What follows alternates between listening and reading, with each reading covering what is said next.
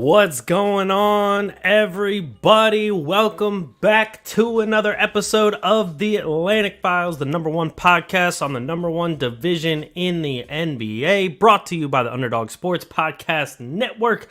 As always, joined by your host, myself, Alex Fishbein, Mike Bash, Dennis Big Sexy Clausen. What's going on, fellas? What's up? What's up? Hello. Hello. Muhammad says hi. Hello, Muhammad. Muhammad. Welcome back. Namaste. Welcome back yet again. So, Mike, how's it been? Saw you went to, what was that, 7 games in like 9 days or something like that? Yeah, I went to 7 games in 9 days. That was 3 Rutgers games, a Brooklyn Nets game, a Rutgers football game, a Devils game, a Giants game. That's 7. Now, out of those 7 games, 6 of those I went home victorious. The only game that wasn't a victory was the Rutgers against Michigan, but they did lead at halftime. So, I mean, it was almost a perfect 7 for 7. That was Rutgers football? Yeah. Okay. Rutgers basketball went 3-0. Michigan, the Nets won, Devils won, and the Giants won. So it was the best week of my life in terms of sports.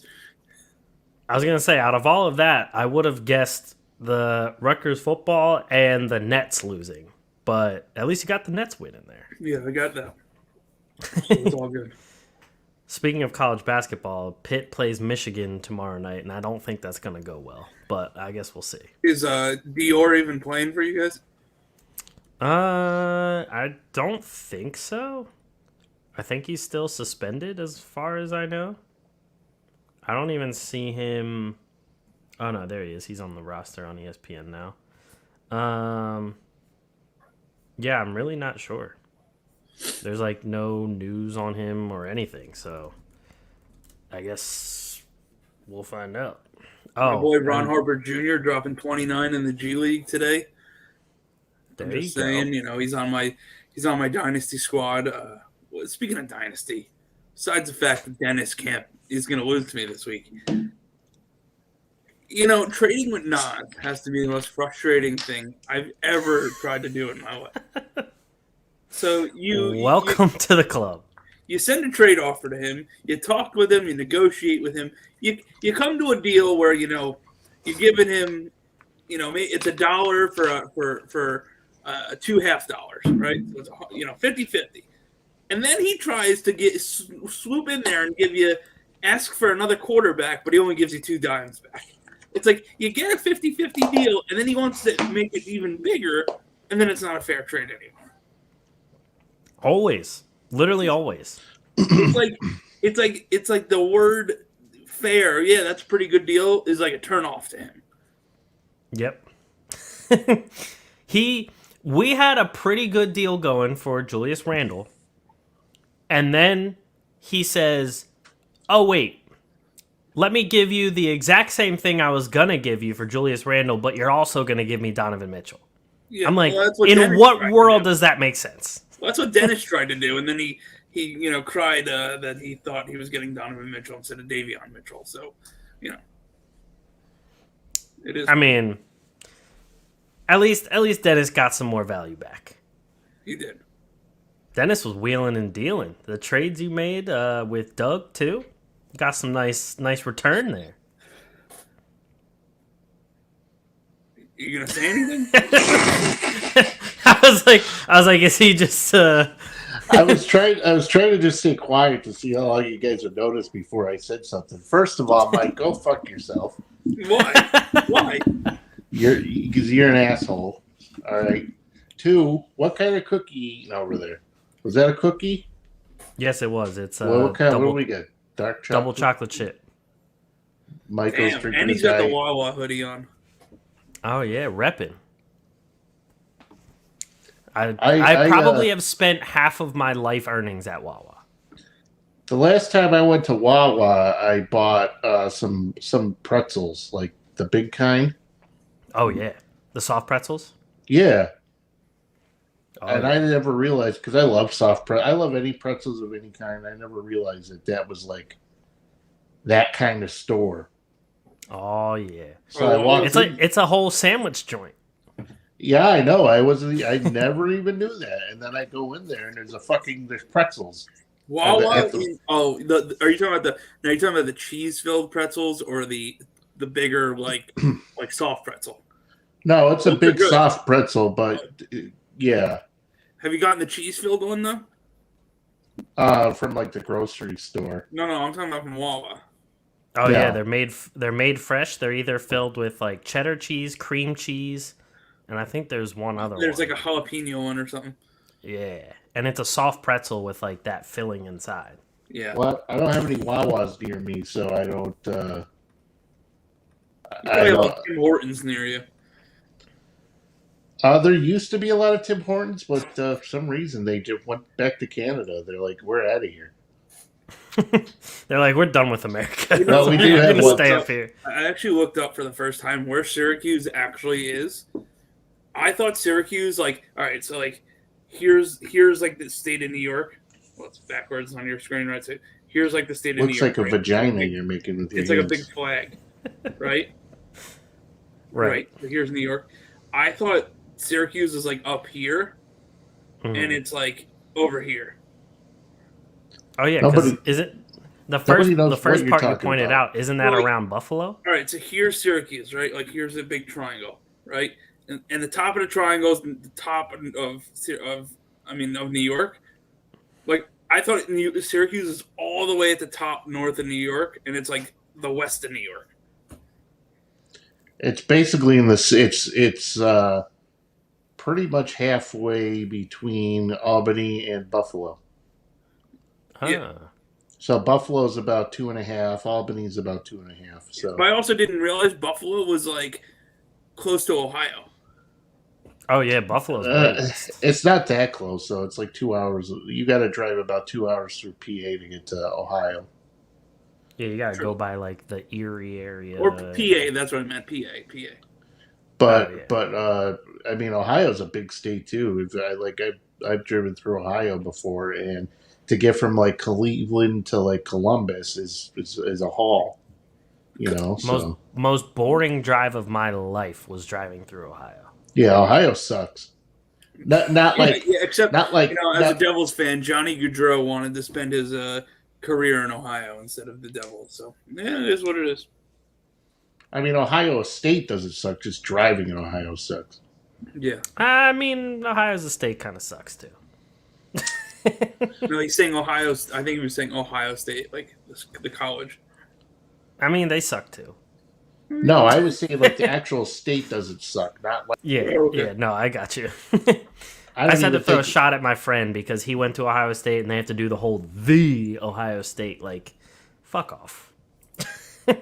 Yeah, fuck you. But anyway, to get to basketball related things. Anybody gonna say how good my hair looks tonight? No, it doesn't look good. Your hair looks really good. Went back to what's his name? Johnny? Johnny, yeah. Was Jerry McNamara there? No, not this time. Basketball. Jerry season. didn't need his haircut this time. Jerry rocks a constant buzz cut. It's the easiest thing to maintain, if we're being honest. Yeah.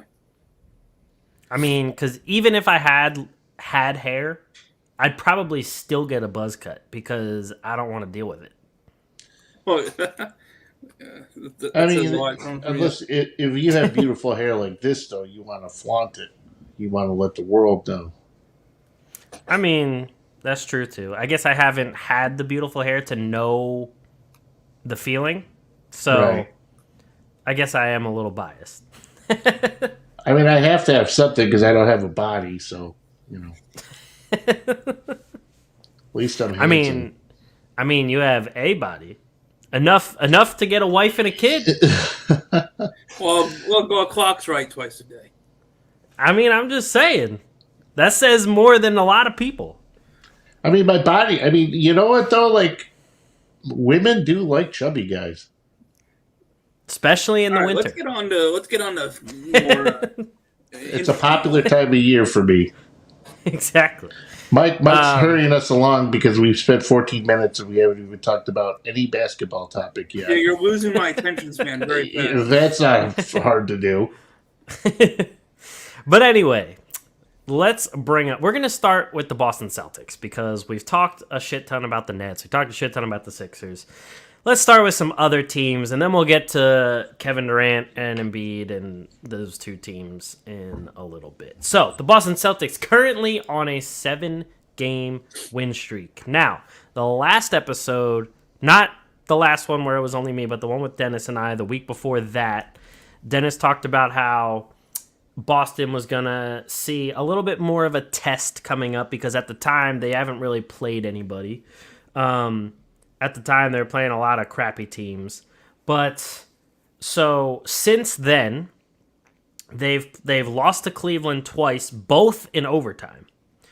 And then they started the 7-game win streak after that second game against Cleveland, and they've beaten Chicago, the Knicks, the Grizzlies, Detroit twice, Denver, and Oklahoma City.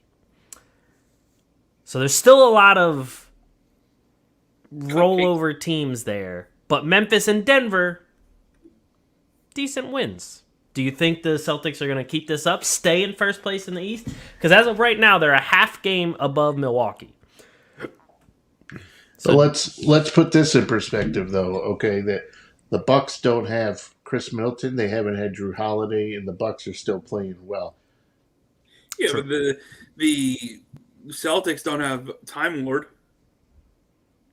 There's not even a for one, the Celtics barely have Williams in the lineup because he's always hurt all the time. And two, Chris Middleton is by far a more valuable player to the Bucks than Robert Williams is to the Celtics. I mean Middleton's offensive game outweighs Time Lord's defensive game, I would say. I mean, that's fair to say. Correct, which is why I just said that Middleton is what he offers to the Bucks is by far more valuable than what Robert Williams offers to the Celtics. Yeah, I mean, I could see it. Mike doesn't agree. I don't agree. No, I mean, whatever. But also they. Go ahead, Harry. What I was going to say about the Celtics, and we said this last year, I correctly predicted this before they went on their run. You look at their roster, and even now since the moves that they made in the offseason and at the trade deadline last year, you look at their roster, and you're like, how does this team ever lose a game? You have two of the best players, you have one of the top 5 players in the league in Jason Tatum. You have Jaylen Brown, who's another top 25 player. And then you have a plethora of great role players. You have Marcus Smart, reigning Defensive Player of the Year. You have Derek White, Malcolm Brogdon, 2 rock-solid point guards, keep the offense moving, play their role perfectly. Al Horford always shows up in big moments. I mean, you got guys everywhere up and down the roster, and then you got Peyton Pritchard can give you a little something off the bench. You got do they still have Daniel Tice? I forget. I mean, I haven't watched the Celtics this year, but it's just they're loaded. They're a loaded team. It's like they didn't miss a beat when they got rid of Ime Udoka. So I mean, you look at this team. There's no reason this team is not going to win 60-something games, unless Tatum gets hurt or something. But it's a Brad Stevens is great. Is showing that he knows what he's doing as a GM. He put together a great roster. Obviously, it was pretty much built by Danny Ainge with the stars, but the role players are playing their role. This team is just a machine right now, and it doesn't matter if they play Denver or if they play the Pistons or if they play Brooklyn. They're going to consistently win games. So I don't see a reason why the Bucks. I mean, they may lose first place to the Bucks, but it's not going to be by more than 2 games. I mean, I just don't understand how we're overlooking the Cavaliers, though. Cavaliers beat them twice already. They did it without Darius Garland. By far, to me, the Cavs are by far a better team than the Celtics are. Donovan Mitchell is starting lineup's better. The starting lineup's better. I don't know if the Cavs have all the pieces. The Cavs are. You talk about the Celtics depth. The Cavs are just as deep. I mean, Lamar Stevens came in and was playing well Do you for name a them. Penn State guy as your first guy as the Kevin Love has been, Kevin Love, they have him off the bench. Ricky Rubio, when he comes back, if he comes back this season, Donovan Mitchell's playing the best basketball of his career. Darius Garland's taking the next step already. They have Jared Allen and Mobley. Chetty Osman is a valuable asset to their rotation. That team by far to me is far more talented and deeper than the Celtics are. I mean, they're only 2 games back right now. It's not crazy to say that. To say what? The Cavaliers, as deep as the team, they started off 8-1. They've lost 4 in a row. So what's going on? Well, they've been dealing with injuries. Donovan Mitchell has been hurt. So, I mean, they're going to go through. But they were winning games when without Darius Garland in the lineup. Jared Allen hasn't been available. So they've been dealing with some injuries. I mean, that's what happens. Yeah, I mean, it sucks that their last game, Garland put up 51 points and they end up losing that. That was just it sucks that I didn't even lock that in part. for fantasy because I had locked in the game the day like an hour before. But I do want to recap though of what you were saying. Ever since, so the Celtics lost to Cleveland, then they beat Washington. No surprise there. Then they lost to the Celtics. Since then, they've beaten Chicago, New York, Memphis, Detroit, Denver, Detroit, OKC. Those are not good teams. I mean, Memphis and Denver are. Well, even Memphis, though, isn't really playing at the level that most people expected they would play. And Denver's still kind of figure out rotations and things like that with Jamal Murray back there. Denver's a couple months away from being like an imposing force in the league. They're still a little bit away. They're trying to figure things out right now. So I don't really consider them like a great team right now. They're a good team and they're a quality team that you can give the Celtics credit for beating. But if you're talking about a winning streak, when you beat Detroit twice, when you beat OKC, even though OKC has been playing better than most had expected, offensively they're one of the best teams in the league. Gilgeous-Alexander is a top 5 scorer this season.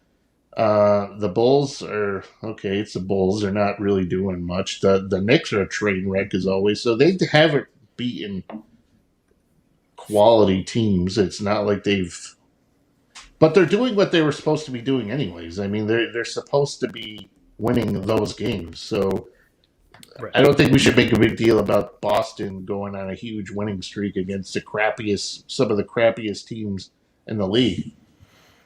I mean, I don't think it's a huge deal, the win streak in and of itself. I just think that for all the talk about, because obviously with the whole Ime Udoka thing, there was a lot of talk of, from the usual media heads and stuff like that. Heads. Like, yeah. They're not going to do as well because Ime Udoka is not there with all of his schemes and all this and all that. And it's like, true. And I think the real test of not having Ime Udoka is going to come up when the games start getting more and more important. But as of right now, I don't think the coach has much to do with it because, as Mike pointed out, the team itself is just very talented and very deep. So the team's going to get wins based off the roster talent alone. And I think that while the win streak itself isn't something that needs to be hyped up as much because the team's supposed to be good, I think it is showing that at least the team with the new pieces thrown in there is gelling a little quicker than some of the other teams that kept their cores and just threw a couple more pieces in. So it's interesting to me to see, while yes, they've beaten some easy teams and whatever, is this team going to build chemistry way quicker than other teams and then therefore be better by the time they get to the playoffs? Because like you said with Denver, they're still figuring things out because they haven't had their big three of Jokic, Porter, and Murray since 2 seasons ago. The bubble. And yeah.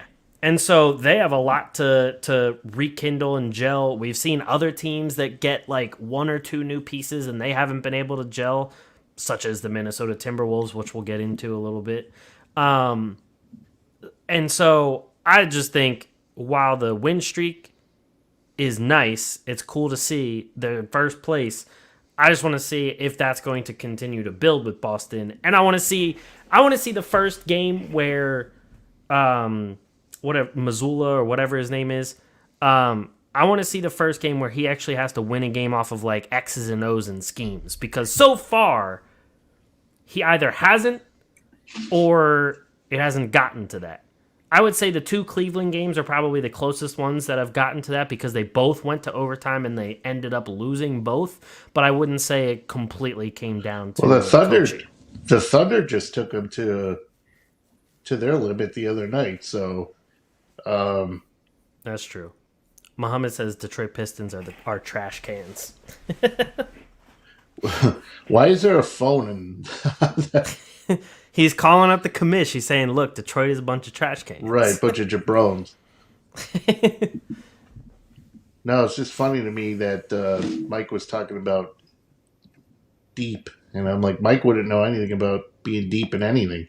So I was waiting for a joke to come out of that. We'll see if the Celtics can keep it going. Like I said, they're supposed to be playing this well. Their roster really hasn't been. It's kind of remained unchanged since last season in terms of all their, pivotal pieces. Grant Williams is still there, and I'm talking outside of obviously Tatum and Jaylen Brown, Marcus Smart. But outside of that, Derek White is still with them.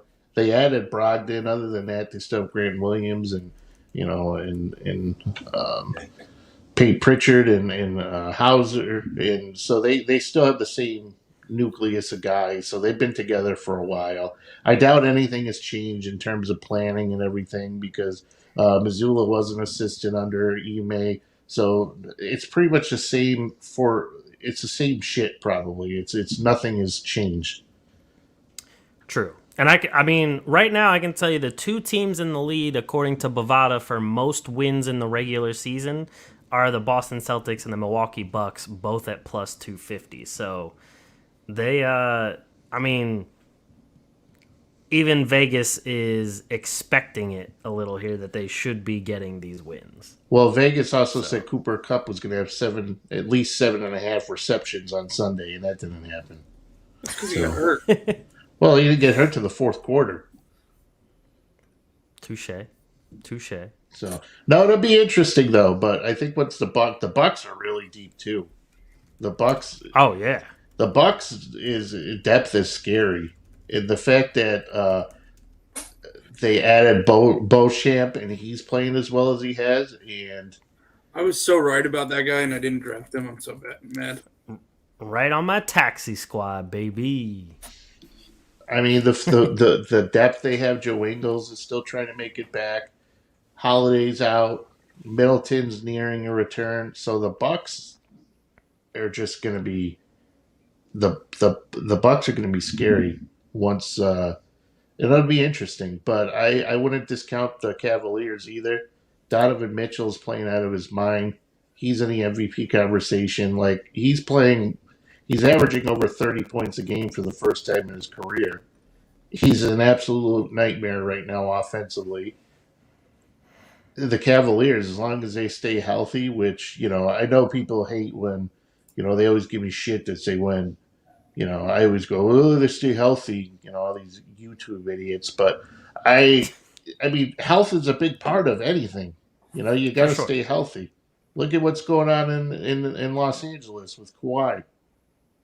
Look at what happened. He's not playing. Look, everybody was raving and blowing their loads over the Clippers headed into the season. Now look at what's going on. Nothing. Complete garbage. So, thank you. True. So, and edit out the blowing loads part for the when the kids listen on the bus in the morning. Exactly. For all those bus drivers out there. Right. So, speaking of disappointments and Kawhi and all that, I want to know to you, and I'm sorry, Muhammad, in advance that we're putting your Golden State Warriors in here. Who's been the bigger disappointment so far, the Timberwolves or the Golden State Warriors? Because as of right now, I believe when I looked before, the Golden State Warriors haven't won a single home Road game. game. Road game. Sorry, road game. They haven't won a single road game. They're 6-1 at home and 0-7 on the road. They're currently at 6-8, tied with Minnesota, San Antonio, and Oklahoma City. But as far as tiebreakers go, Golden State is in 10th in the West. Brooklyn's not in the West. They have the same record, and we don't even have our anti-Semitic point guard. True. And then, like I said, Minnesota's right behind them. They have the tiebreaker above San Antonio and Oklahoma City, but they're also 6-8.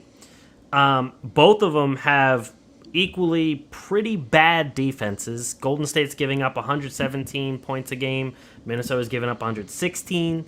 But Golden State's scoring 117 a game, and Minnesota's scoring 114 a game. So,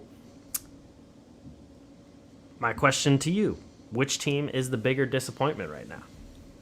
Well, I think it's safe to say that the Warriors are the bigger disappointment. I mean, they're the defending champions. Obviously, they've won, 4 championships now together with this core. So, yeah, eventually they're going to hit their wall. But with Minnesota, you knew there was a chance this was going one or two ways. This lineup was going to be amazing because Gobert's defense with all the other guys' offense and Cat being a mismatch at the 4 and they have big guards. It was going to be a huge lineup that could really take advantage of teams, or it's going to be a huge lineup that gets exposed. And it's getting exposed right now. Does it mean that they're going to be one of the worst teams in the league? No. I mean, they'll figure it out. You have talent there. They'll find a way to get probably to the playoffs. Otherwise, Danny Ainge is just going to love the fact that he has all these picks and the team is awful. But I think it's definitely got to be the Warriors. I mean, they're too good and too experienced and too talented to not win at least one of their first 7 road games. Right. And Muhammad here says Golden State Warriors is still early in the season. Yeah, no, it is still very early on, but, we like to overreact to things because that's how basketball goes. That's how we roll. Maybe it's a situation where, will they make the playoffs? Yeah. Will they win? Will they be the first seed? Probably not, because they know at this point they don't got to try and they don't got to go win 60 games to win the championship. They could win 52 games, make it in as the 7th seed, and win the championship. Right. Yeah, but I mean, as far as who's the biggest disappointment, I agree with Mike 110%. The Warriors are by far a bigger disappointment because if anybody thought the Timberwolves were going to be this big championship caliber team, you're an idiot anyway. So, I mean, there's nothing disappointing there because I know I didn't expect for them to be so much better by adding Rudy Gobert. In fact, we kind of talked about they were going to get worse by giving up so much, and yep. Now they had their floor spacing's a mess. Anthony Edwards playing like garbage. D'Angelo Russell is, I love D'Lo. He's too good for that team. But Cat's about 50 pounds less because he had his latest ailment that he's, trying to battle through. But so the Warriors, though, are by far our biggest disappointment. Steph is averaging over 30 points per game. With that said, Klay Thompson is playing like absolute dog shit. He's averaging, I think, 12 points a game, something like that.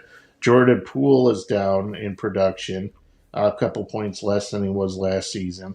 Draymond Green is triple single, ready to go. He needs to go. So ASAP. Yeah. So I mean, is getting rid of him this season the way to go? I don't know, but isn't this the last year of his deal? Yeah, it's the last. I think it's the last year of his and Jordan Poole's deals.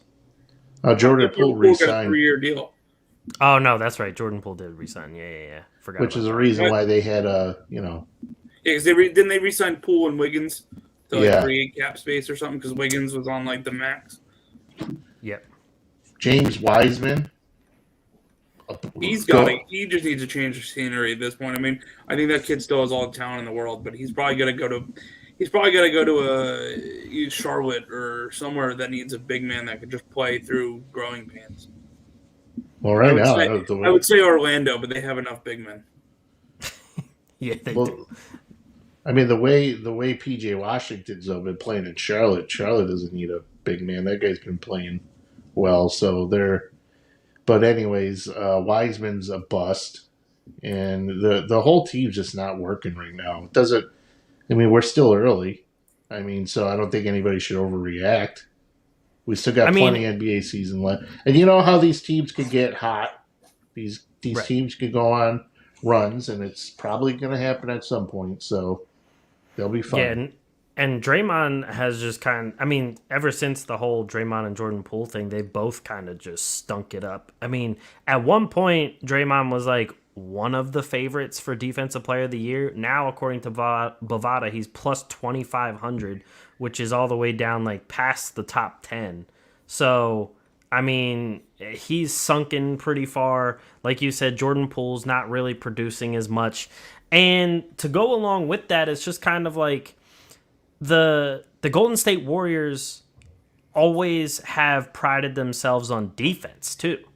Like, that's been a big calling card of the Warriors over the years that they won the championship. Even with KD, their defenses were one of the best in the league every one of those seasons. And this year, they're giving up tons of points. And they're scoring a lot, sure, but that's because they have to keep up with the other teams that are scoring on them. But I say all that to say, to me, I still think the Timberwolves are the bigger disappointment, and that's because they came in, made this whole deal that mortgaged their entire future just to be disappointing. And all of us on here have talked about how Minnesota is not going to be that good with Rudy Gobert. But a lot of the national media, big basketball people and everything, like you were talking about the Clippers, they were blowing their load over the Timberwolves and talking about how good Cat's going to be on offense and how Rudy Gobert is going to make up for all the defensive deficiencies that Cat had, and we're going to see Rudy Gobert be unlocked in Minnesota because Donovan Mitchell wasn't the guy that was passing to him in Utah, and they had like some sort of crazy low number of how many assists it was to Mitchell and Gobert, and they couldn't work there, and blah, blah, blah. And I'm just sitting here like, I fucking told all of you Rudy Gobert fans that this wouldn't work either. And the reason I'm calling them a bigger disappointment as well is because I have faith in the Warriors to figure this out and to get better because they're still a championship team. The Timberwolves, I don't have as much faith in as figuring it out. And I actually, one of the guys that hopefully we get on here soon, we've talked to him. His name's Alex Hoops on YouTube. If you guys know him, if you don't, check him out, Alex Hoops. He put out a video about what the issue is with the Minnesota Timberwolves.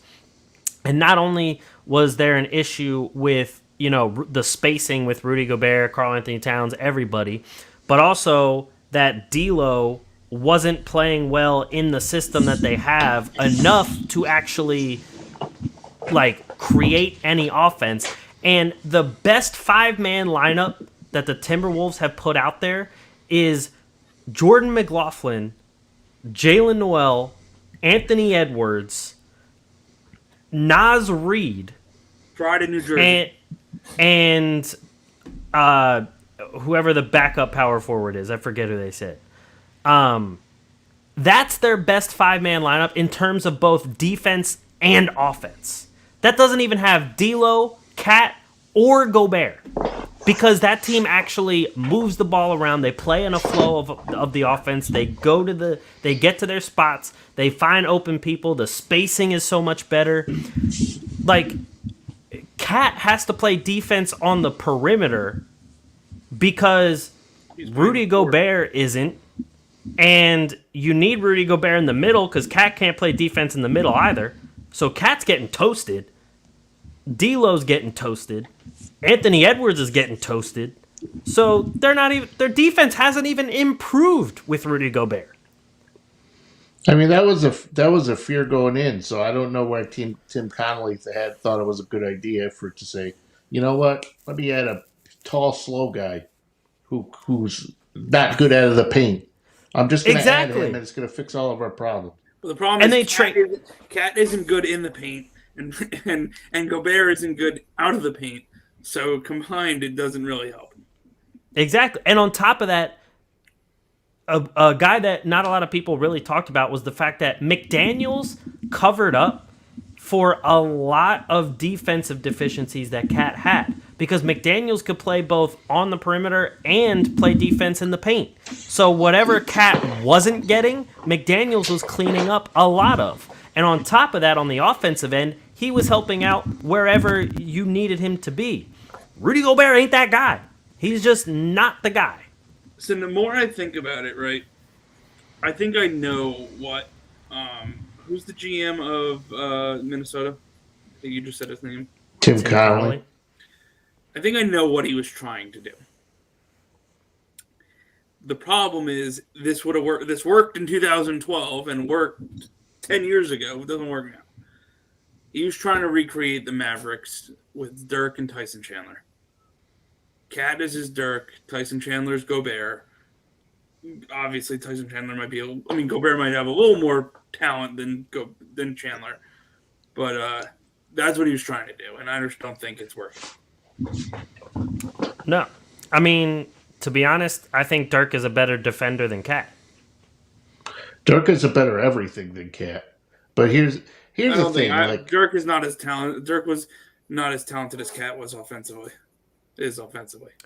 Cat, with the new style of offense, I'll give that to Cat, but defensively, I'm still giving that to Dirk over Cat. Especially in the paint. Not 2012 Dirk. He was like 37. He was still not bad defensively in the paint, though. If you're in the paint, he doesn't have to move far. Well, what are you going to say, Dennis? If your expectations aren't high to begin with, then you're not going to be disappointed. So that's like me saying I'm going to have sexual relations with like Scarlett Johansson. It's not going to happen, so I'm not going to be disappointed. Would I love for it to happen? Absolutely. If I'm not married, but even if you are married, I probably would get she may allow me a free pass on that one. But I mean, if I'm not, I know there's no way you would get a hall pass for Scarlett Johansson. I'm sure. I think anybody's wife would let them have a pass for that. You would just say, "Hey, listen, Scarlett Johansson gave me $10,000. Here's my hall pass." You'd be like, okay. She's gonna have to give me more than $10,000. They don't call me Big Sexy for nothing. She don't know what she's signing up for. So yeah, and I think the media too is just making a way bigger fucking deal out of the fight between Jordan Poole and Draymond Green. True, because it's a cool thing to do. It has nothing to do with it. Nothing to do with it. No, almost every team has had a fight in practice. Yeah, they just they just haven't had a video guy leak it to somebody. Exactly. And then the other thing too is, like, I brought up Draymond Green kind of regressing and everything, but Rudy Gobert was the favorite to win Defensive Player of the Year again this year, like by far and away the favorite. And now, according to Bovada, he's still second, but he's at plus 700, and Giannis is by far and away the favorite at plus 250. So, I mean, everyone is seeing the fact that even Gobert isn't doing much for them when it comes to defense or offense. So, yeah, the Timberwolves are just a fucking train wreck, and we're going to transition from one train wreck to another with the Knicks.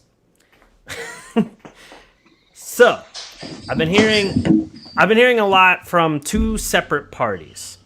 One, they want to fire Tibbs.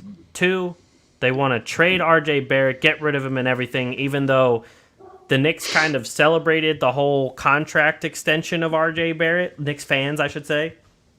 There was a lot of them that said RJ Barrett you got to keep him and don't want to trade him for Donovan Mitchell and all this kind of stuff, but they were fine with trading other people and all sorts of things. So, to fix the Knicks, do you fire Tibbs? Do you trade RJ? Do you do both? Do you not do either one and do something else? What do you think? I mean, when I was at the Knicks-Nets game, what's going on in the background there, Dennis?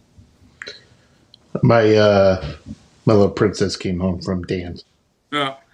And in classic Syracuse weather, you have to wear about 4 layers of clothes or you'll freeze your ass off.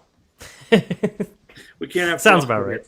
Anyway, when I was at the Knicks, these guys hate RJ Barrett. I mean, and he put Dennis traded for him, but and Dennis is lucky that we don't lose points for missed shots because that dude got like 20 points, but it was the most inefficient 20 points I've ever seen. Yeah, I also don't think Thibs fits this roster. Like that's what I've heard. But Barrett is not what I thought he would be. Yeah, nobody's accused RJ of being overly efficient. That's for sure. But weren't you fucking assholes, the 2 assholes that were out here saying that Barrett was such a great player and he was so much better than Colin Sexton? I mean, which one is it, fellas? I gave him the slight edge over Colin Sexton. It wasn't a slight edge. It was. I wasn't the one that said he was way better than Colin Sexton. I gave him a slight edge, though. Go back and play it. I definitely gave him a slight edge because there was a time there that I liked RJ Barrett and he looked like he was, getting better in specific areas each season. But it is true with the fact that. So I was watching also. I watch a lot the Knicks Film School podcast on YouTube, and they were just talking about RJ Barrett, and they talk about how he looks like he just predetermines everything he does and never actually like reads a defense or dictates the flow of an offense or anything. One game he just decides I'm going to be the man this game and I'm going to do whatever I want, and he goes out and shoots 30 shots and gets 20 points on those 30 shots. And then one game he'll be like, I'm going to do everything I can on defense, and then he'll get 4 points that game. And it's just like, dude, what are you doing? Like, the people that you were supposed to be talked about, like the people that you came out in your draft class with and the stars that were supposed to be around the same level as you have surpassed you like ages ago. And you haven't even been in the league that long. So, yeah, RJ... Well, we were talking about that though. Like RJ Barrett will get you, 24 points one game, and then he'll show up with 8 the next game. And I don't even think he does it intentionally. He just does it because that's how things work out for him. I put him on the trade block in our 30-team league. We'll talk. Anyways, I mean, he's not a horrendous player. No. He's better than most players are. He's just not the guy that you're going to build a franchise around. Like, if he was like just a piece of the starting lineup, he'd be fine. You know what I mean? But he was expected to be like a huge. They touted him when they re-signed him, even though that was like a desperation re-signing. Like, the second coming of Christ was staying with the Knicks, even though they only did that because they couldn't get a deal. For Donovan Mitchell. I mean, let's be honest. If they had the chance, like everybody thought, like there were reports coming out that they were very close, like to landing Donovan Mitchell, but they weren't willing to part with. I forget who it was. It was either Quickly or I think it was Quentin Grimes. Yeah, Quentin Grimes or Quickly, one of those guys, and they didn't want to move that along with first round picks for Donovan Mitchell. And I'm like, you look at how well he's playing. Imagine how well he'd be playing for the Knicks right now. And Brunson's averaging, he's not shooting as well, but he's still averaging a career high 19 and a half. So, but with that said, I don't think any move should be made right now. I mean, they re-signed Barrett, so at least make it seem like you want to, move forward with him and give Tibbs a little bit of give Tibbs some time to, maybe it's just got to work through some kinks and rotations and all that stuff. But then if the Knicks don't make the playoffs, then after the season, then, explore both of them. Explore an RJ Barrett trade and explore getting rid of Tibbs. Yeah. Especially if Ime is available. True. I agree that I don't think firing Tibbs mid-season is really going to change much with this team because this team is all about roster makeup at this point and growing the team in general.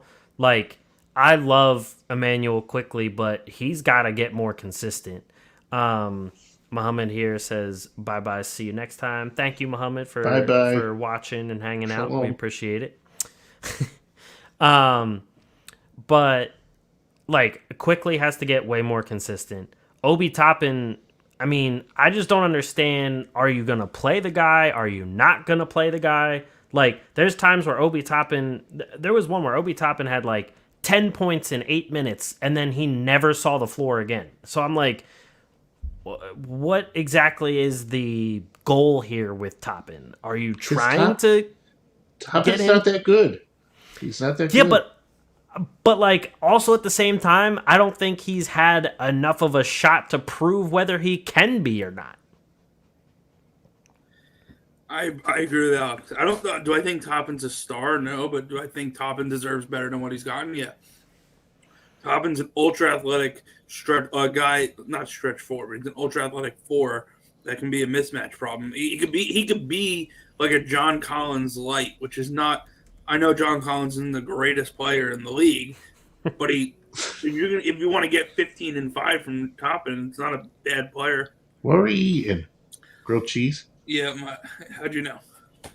I had grilled cheese and tomato soup. Some grilled cheese. Just straight up grilled cheese, or? Mm-hmm. On some I had it with rye bread. Is it Jew rye bread? With some tomato bisque. Deanna made that tonight. Oh yeah. I would dip the fuck out of grilled cheese in tomato bisque soup. That's what I had 2 grilled cheeses, dipped them in throughout the whole soup. Can you taste anything yet? I mean, salty and stuff like that, so it works. Okay. But not full taste. But I was going to say, you can kind of consider Obi Toppin a stretch 4. I mean, he's shooting 40% from 3. I'd rather talk about tomato bisque soup than Obi Toppin. He sucks. I mean, but I'm just saying, like, Hartenstein is 10 trillion times better. They're not the I same like people. Hartenstein, too. And they play the 4, Jamoke. I also just want to say, though, I talked in an article that I wrote for Rotoballer. Ooh. I talked about the Knicks, and I talked about the fantasy busts and sleepers and things like that. I said Mitchell Robinson was going to be a bust because he's going to be hurt, like he always is. And I said Hartenstein is going to be a sleeper because when Robinson ultimately gets hurt, Hartenstein gets more minutes, which is exactly what's been happening. But then Tibbs won with Jericho Sims one game a couple games ago, and I was like, what the hell are you doing? See, that's why I do think they have to fire Tibbs at the end of this season. Well, if the Knicks, if they don't turn it around, like if they make the playoffs, okay, but they're not going to. No. And even if, like I said, that's when you get rid of Tibbs, and if Ime's on the market, then that's where you go. Like if the Knicks are still 5th, see if he could slay any of that ass in the Big Apple. Oh, he definitely can. If he can do it in Boston of all places, he can do it in New York. I think the chicks. Who do you think see, I would, if I was, hooking up with some chick from Boston and I heard that Boston accent, like pull your cock out. I'd be like, I'd be like, I'm done, honey. I'm out of here. You know what I mean? So I'd rather, stick with the chicks in Boston or New York. I mean, true. But Yeah, I mean, the thing is with the Knicks, I just don't understand. They're kind of stuck in between of like, are we competing for a championship right now, or are we growing the team and like going through growing pains? Because like you have a couple win now pieces in Randall and Brunson, but you have some other pieces that you kind of got to wait to see what, like, is RJ Barrett going to get better? Is Quickly going to get better? Is Toppin going to get better? Are you going to give them more minutes and let them grow and suffer the consequences if they're not growing right away? Like, where are you in this process of building a championship team? Because I don't think they even know. Yeah, but there's no reason why they shouldn't make the playoffs. Oh, yeah. I mean, for sure. So moving on to get away from the Knicks, let's get to some better basketball. My Boston impression wasn't bad. No, it wasn't. That was pretty good. Sounded like a Mark Wahlberg. Yeah, but I was trying to think of the girl version of Mark. Martha Wahlberg. Yeah. Your guy's boy, Kevin Durant.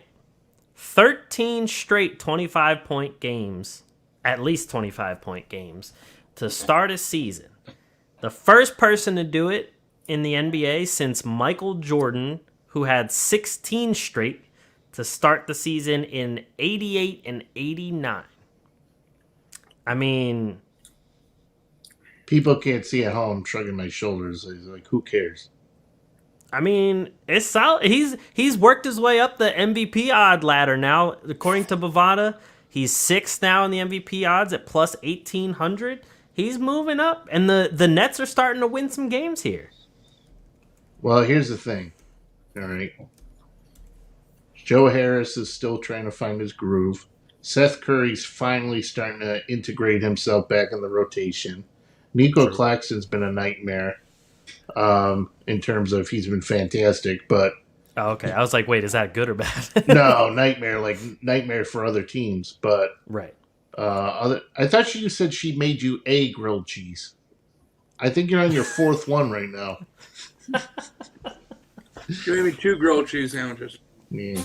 This is the end of the. She cut them in half. So this is the 4th of the 4 pieces. Do you cut them in half diagonally or horizontally? Or vertically? No, not your penis size. You cut them vertically? Interesting. Mike was doing that. I didn't know what he was trying to... No, but grilled cheese is like one of those things that once you eat 2, you're like, God, I wish I had 2 more. They're fantastic. Oh, I agree. There's this local bar we go to every other Friday, and they have a grilled ham and cheese. Yeah, every other. Because that's when. So it's like originally a bar that Deanna's dad and his cop buddies hang out at. So they're off every other Friday. So we go every other Friday. The old wheel, the wheel rotation. So anywho, what the hell was I saying? Oh yeah, Ben Simmons is a fucking joke, and I'm sorry I ever stuck up for him. Welcome. And so in Kyrie's, apparently racist against Jewish people. So it's what they're saying. I guess, but oh god. Yeah, who the hell else is going to score on that team? Cam Thomas is playing well, but outside of him, there's really of course Durant's going to. He better Sumner score. had some good games. Yeah, but Sumner's like, okay, we'll get 10 points, which, he's a good player, great defensively, but he's not like. So Durant scoring 25 in as many, like, okay, great. He should be doing it. He should score 25 every game. I mean, true.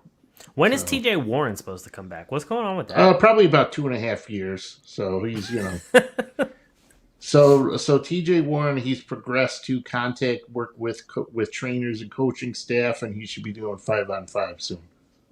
Okay, so he's getting there. All right. But yeah, I just want to say welcome to the Ben Simmons Haters Club.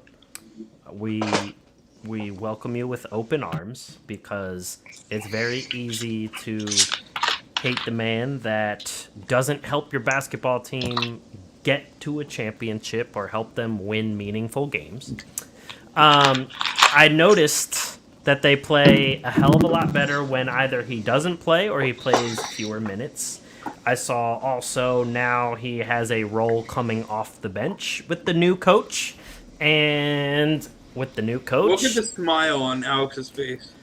I'm just trying to tell you, I've been saying it from the beginning. That at some point...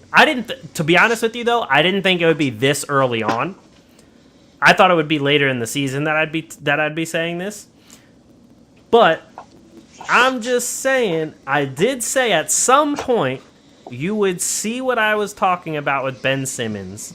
And while it's nice and everything that he, at one point was this great defensive player, he could get you assists, he could go run in transition and so on and so forth. Yeah, he can't do any of that. It hasn't happened. No. I just retweeted a stat not that long ago. And it was about Ben Simmons. And honestly, I was a little, taken aback. So, here it is. Brooklyn's Ben Simmons has totaled a mere 23 drives to the basket in 9 games. According to Second Spectrum, Simmons averaged 11.9 drives per game for the Sixers in the last season that he played. And he's only driven to the basket 23 times in total in 9 games. Scared. He's terrified. Legitimately terrified of playing the game that he's getting paid millions of dollars for. He's scared to get fouled, and he's not even shooting that bad from the free throw line. I mean, he's not shooting good, but it's 50%. I'll take 50%. I mean, it's better than no points. I'm just over it. Enough. I mean, what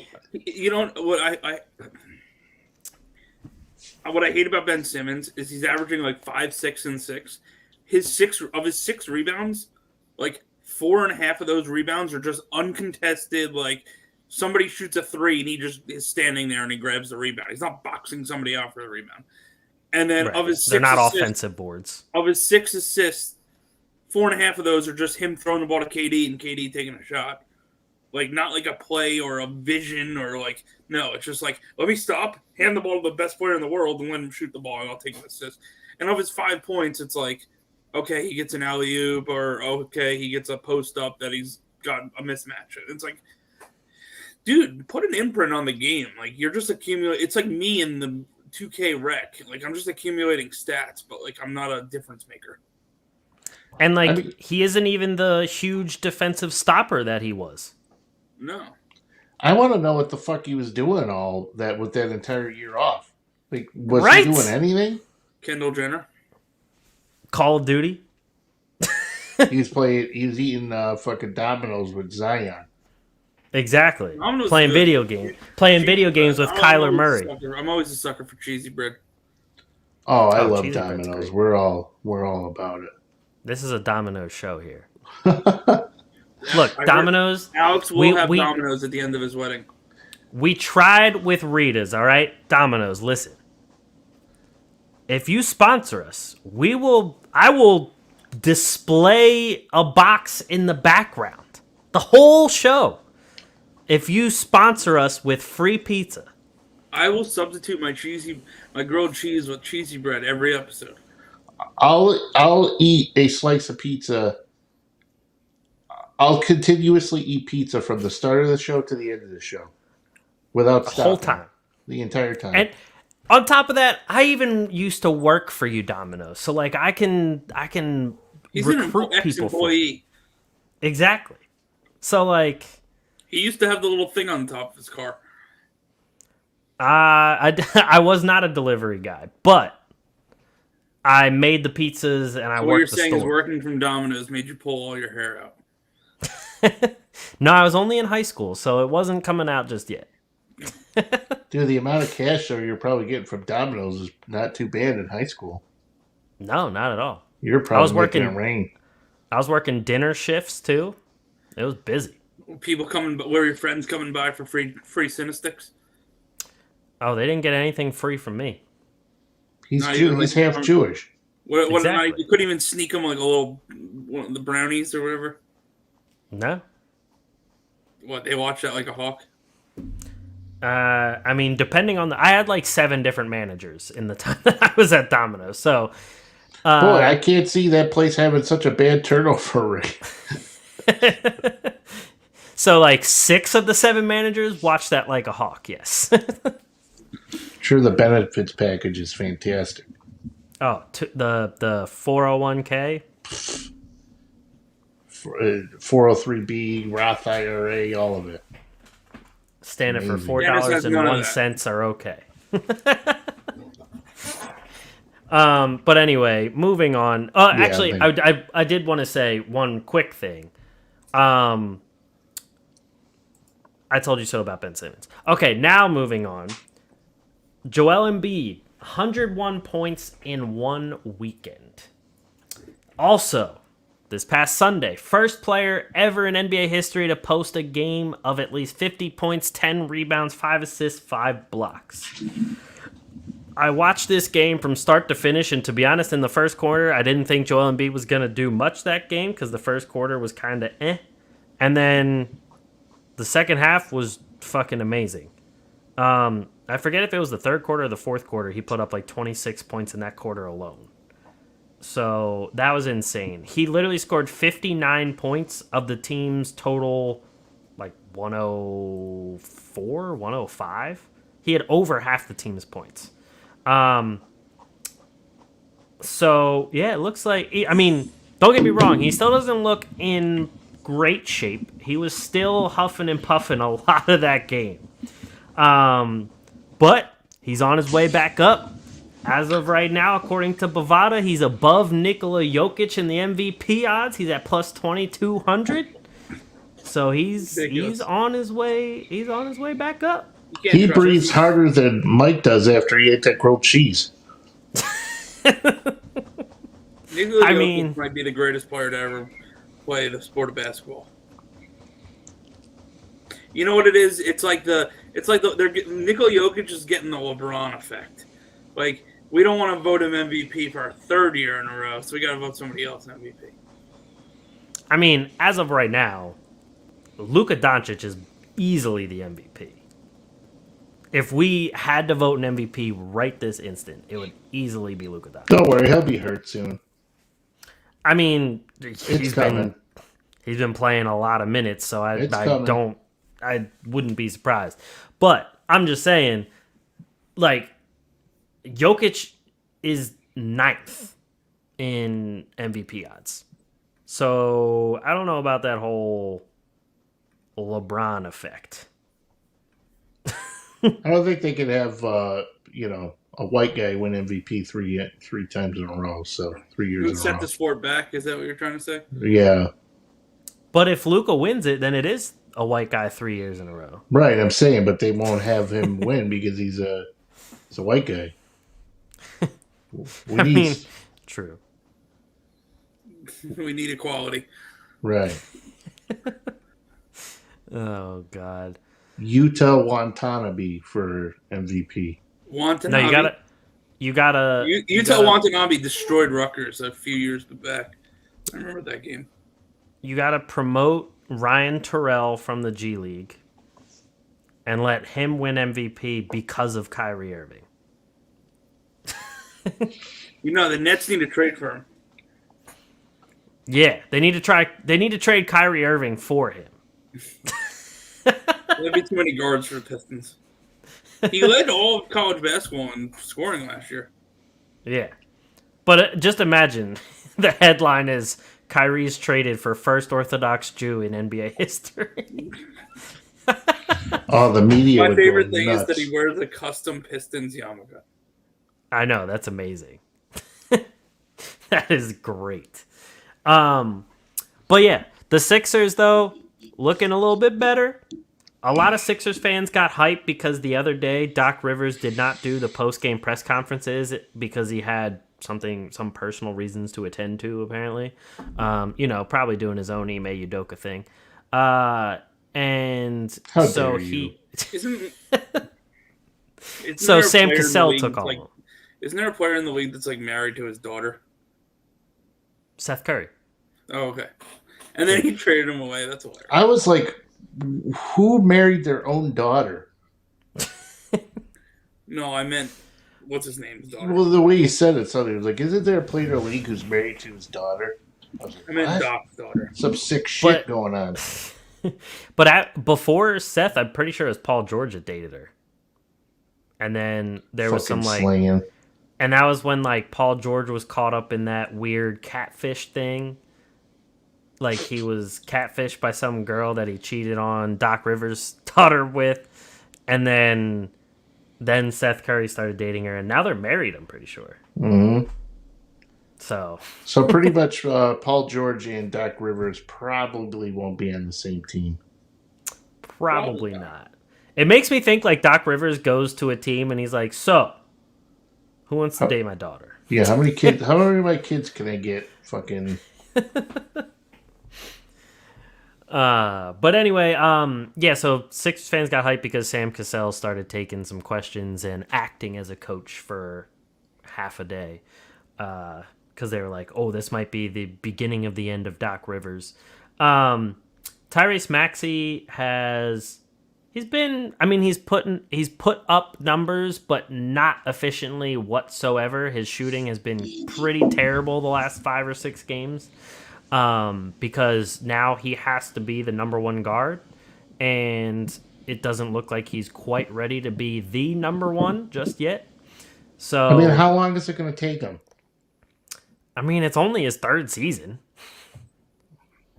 I don't even want to talk about this right now. So yeah, I mean, he still has some growth to go, but all in all, I just would rather not see Daniel House on the court. I'd rather just struggle through any minutes on offense with Matisse Thybulle because Daniel House is making my hair turn gray. If you were a true Sixer fan, you would know his name's not actually Daniel House. It's Daniel House. There's a U. Whatever. Well, once he develops actual basketball skill, I'll call him by his real name. Right. If you can't pronounce his name, that means you're not fucking important enough. Exactly. That's where I was going with this. But I will say, according to Bovada, Tyrese Maxey 3rd in the odds for most improved player of the year at plus 550. The only 2 above him. Oh God, I can't take this. Fucking stupid award. The only 2 above him, Gilgeous-Alexander and Lauri Markkanen. I don't know why Gilgeous-Alexander qualifies for this award either. Time out. What about Bol? Exactly. This is my guy, Bol. He's so good. They only need one name, and they repeated it twice. Oh my God! I was wondering where that was going. Dude also is this big. Oh yeah. What's his that big? legs are like his legs look like they're like pool noodles. I thought he was talking about something else. I know. I was like, we know, honey. You don't have to share with everybody. Bol is on there. He is now 9th. Okay, but if guys hammer that, what's the odds on that? Plus 4,000. Oh my God! If guys like, I gotta put $100 on Bol. I mean, come on. You might as well. What were you gonna say? Before the season. I told you before. I want Bol for that consideration for that award. John Conchar, guys like Isaiah Hartenstein, like guys like that, like guys who would. You're really going on a limb by saying fucking, Gilgeous-Alexander is the most improved. That's the stupidest thing ever. Why? Because he's Gilgeous-Alexander was already good. Right. Like he wasn't even one of those guys where you know how the guys that are already good, but then they just get some more minutes and they win most improved. Gilgeous-Alexander has been a starter and has been good for the last 2-3 seasons. Right. Now, if you want, like, last season, if you want from, like Jordan Poole or Desmond Bain, and they, like, okay, I get it. Like, those are good picks. Right. Stupid. Fucking stupid award. The top 10 is kind of ridiculous. So I gave you the top 3. That was Gilgeous-Alexander, Markkanen, which I think Markkanen, yeah, I'm okay is with is a good option up there. Tyrese Maxey. Then it goes to Desmond Bain, and then Halliburton. Stupid. Devin Vassell. I think that is solid. Keldon Johnson, another solid one. De'Aaron Fox. That's stupid. What? To me, and then, like, I think you might have just said this, but most improved is not like an award where a guy goes from scoring 18 points a game to 22 points a game. Right. Like, it should be a guy that, like, was barely in a rotation to, like, a starter.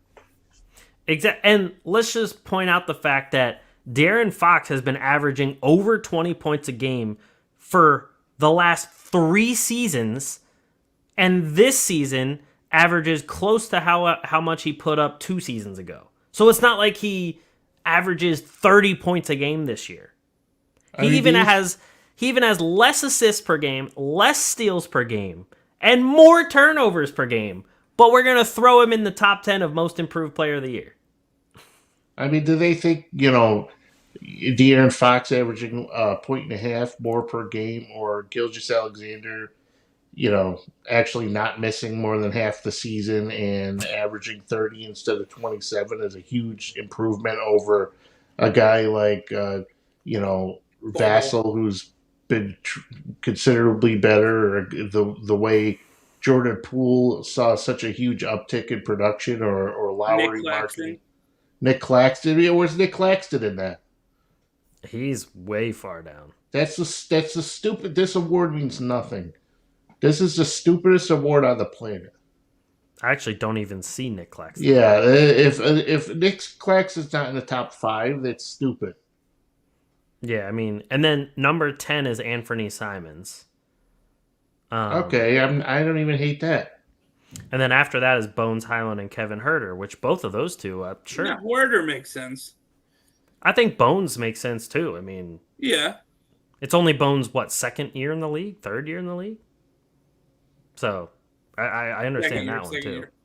Yeah, so I get that too. But yeah, like having De'Aaron Fox and Halliburton and all those guys up there, like they're supposed to be good or are already good. So how can they be most improved? It just doesn't make sense.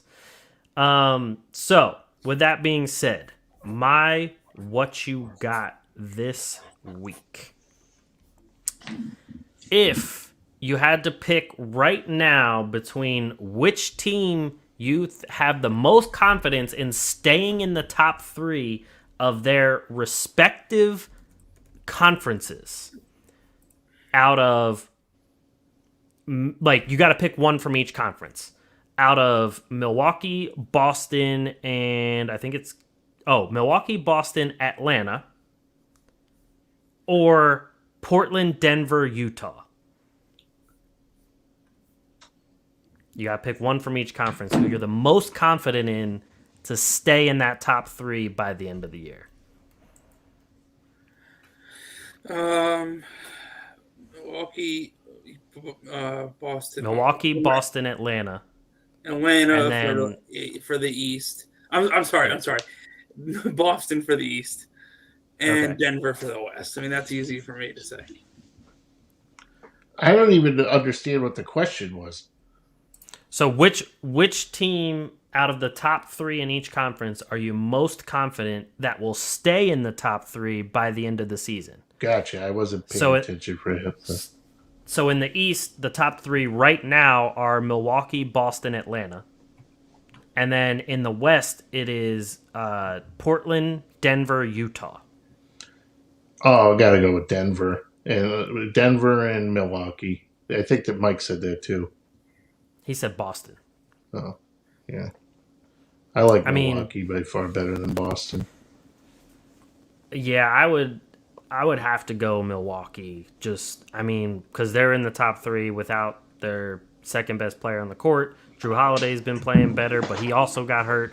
Brook Lopez doesn't get enough attention this year because Brook Lopez has been fucking good. Well, he's been playing, which is much better than he was last season. So that's true. So yeah, I'd have to go Milwaukee, and then with the West, I want to just shake it up. I want to say Portland, because fuck it, Portland's been fun. Damian Lillard's been good. Jeremy Grant's been throwing up some good games. Anthony Simons has been playing well. Shaded Josh Hart's coming. Yep. Nurkic has thrown up some good games as well. Josh Hart has played good, supporting role over there. I like Portland's team right now. But Denver's definitely the safer pick and probably the more obvious pick, but I'm just gonna go Portland. That being said, Big Sexy's fantasy basketball segment. It's got a great rig to it. Super. I know. Super What kind of fantasy advice do you have for us this week? What kind of fantasy we talking about here? We can either be talking about Scarlett Johansson or fantasy basketball, whichever one you want to go to. Yeah, all right. So in Memphis, we got Desmond Bain going to be out 2 to 3 weeks. Of course, we know John Conchar is going to be a huge beneficiary. In his 5 starts, he's averaged 9.6 rebounds, 1.8 steals. He's not a super consistent guy, but he's been pretty good on the defensive end. We talked about him earlier. Edmund Sumner averaging 10.6 points, 1.7 boards, and shooting 40% from deep. Actually, 1.6 steals he was averaging. So Sumner's been in there. As long as Kyrie Irving stays out, Sumner should continue to get some extra run. Lamar Stevens and Chetty Osman have been, they're coming off.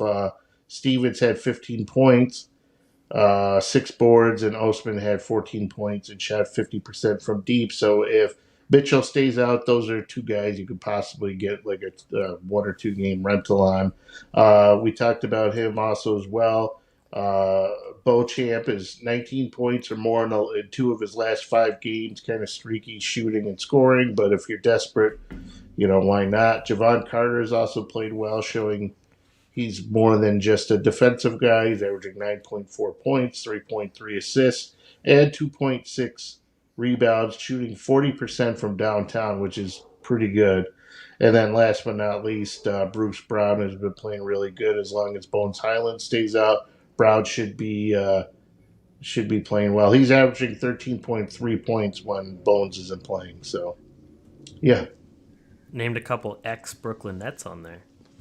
Well, Bruce Brown is I miss Bruce Brown dearly. I'm okay without Bruce Brown. Even wasn't Javon Carter on the Nets too? Yes, he was. That's what I thought. Okay. That one game he had 36 points. Yeah, the other night. Yeah, he went crazy. Well, yeah. Dwight Howard was in that once. For 4 hours. True. But I just want to say my team, as far as youth and everything, looking pretty deep. We talked about a couple people on there already. You talked to Beauchamp. He's on my taxi squad. I got Sochan on my taxi. I got Kenneth Lofton, Zebo Jr. on there. I got even Agbaji that I got from Dennis.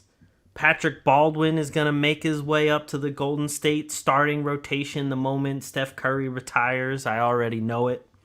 Mark Williams, another one that's going to work his way up. And don't sleep on J.D. Davison for all you dynasty people out there. I really think he can crack a lineup at some point. Let me get my hands on Ivica Zubac. Hell no, Zubac's been one of my leading scorers. Let me get my hands on Jared Allen. Those are my twin towers right now. Those are my guys. Plus, they're both young. Why would I trade them? Oh, you have no class. No class at all. Did you hear that joke? Yeah. Son of a bitch. What about At least Paolo Dennis keeps it Banchero? classy with cave jokes. You know who is Right. on your team though? You know who's on your team that's pretty good? My Josh team? Hart and Lonnie Walker. Fuck you. I know exactly what he's doing there. Oh yeah. I could Donovan tell. I just need Banchero to get fucking healthy. That's what I need. That's coming. And Keegan Murray is on his way, getting even better every day. So Oh, and I forgot to mention Bojan Bogdanovic because Cade Cunningham is out. So Bogdanovic has been averaging 23 points a game without Cunningham. So, yeah.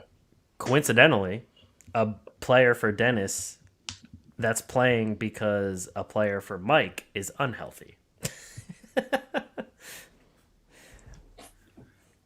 Funny how that works. Yeah. Sorry, who's 4-0? Who's undefeated this year? Well, we'll see about that. Speedy Claxton. Yeah, I can't stand playing with your brother. Why? Because he doesn't talk to anyone. He doesn't engage in trades with anyone. And he only plays the game. He plays it like a redraft league. Like, oh, I only have to give up a second-round pick to get Chris Paul? Sure, why not? Like, that's the only trades he makes. Like, It's obviously working. give him I was one about to ball. say, I mean, Show a pair of balls. Make a trade, Make a trade where you trade away something. Like, but like looking at his team, I we go wouldn't up want him to at the trade. wedding and be like, dude, what's your deal? I wouldn't want to trade away the people he has, like Maxey, Jaylen Brown, DeRozan, I'm not Durant, asking him to trade Maxey away. I'm asking him to make just a trade for the sake of making a trade. You could Buddy swap 10 Hield, players. Joel Embiid, Valanciunas, Chris Paul, Chris Middleton, Cole Anthony. Like, I'm not trading any of them either. I mean, I remember when I asked him about Chris Middleton, and he was like, yeah, I would trade him for like Garland." And I'm like, "No, I mean, when Middleton plays, he puts up numbers. Not obviously not Garland numbers like for a straight up trade, but Middleton's a good fantasy player. I think Middleton's the amount of games he misses is going to be greater than the amount of points he averages per game. This season you're talking about? Yeah. Yeah, probably. I agree. But that is it for us. Thank you, everybody, for watching another episode of the Atlantic Files. If you're watching on YouTube, make sure you hit subscribe below. Hit the bell for notifications. Let you know when we're going live, when new videos drop, everything. We're everywhere you get your podcast, Spotify, Apple, Google, everywhere. Share it with a friend. Helps us out. Thank you for watching another episode of the Atlantic Files, the #1 podcast on the #1 division in the NBA, brought to you by the Underdog Sports Podcast Network. We will catch you guys next week. Peace.